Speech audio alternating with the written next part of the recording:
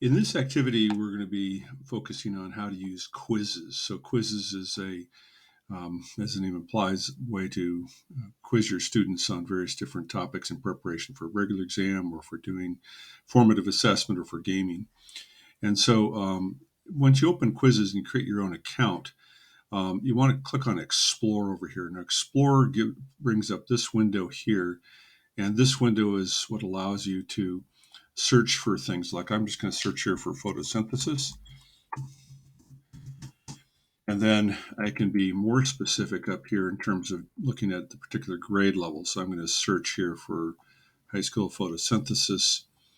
And then let's say I choose this one. So I'm going to choose this one, which is designed for high school biology class. Now, if I like this, having scanned through it, I can say copy and edit it.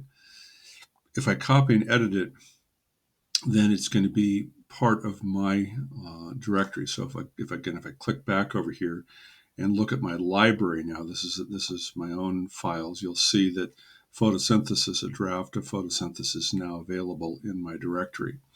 So I can click on that and I can start to edit it. So I'm going to edit the quiz. And if there's a particular question that I don't like, I can simply just hit the delete key. Or I can change things as well. So, for example, this question here is in terms of maybe showing where photosynthesis takes place. So let's say if I wanted to edit this question here and put in maybe a picture of the leaves so they could see some of the materials and so forth. I can say, okay, let's go ahead and put an image in right here, and I'll just drag in an image of a leaf diagram. All right, so now that becomes the picture right here. I could also do the same thing for all of the various different features here, or put in equations. So if I'm dealing with like Hardy-Weinberg principle or some kind of mathematical feature, I can put in equations. Let's go on just to illustrate that process one more time. So let's say that we're looking here, okay, what protects the stomata? Once again, I can click on the edit here, and if I wanted to add a picture and so forth in there, I click on the image up here. So that's where I'm going to be clicking, click right there, and then I'll just drag in a picture of the stomata. And notice that I could also add audio or video. So let's go ahead and click right here.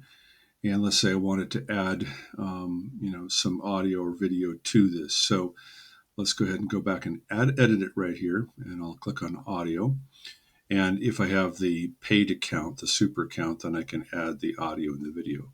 So whenever it says super, that just indicates a paid account. Otherwise, you can just use it as is.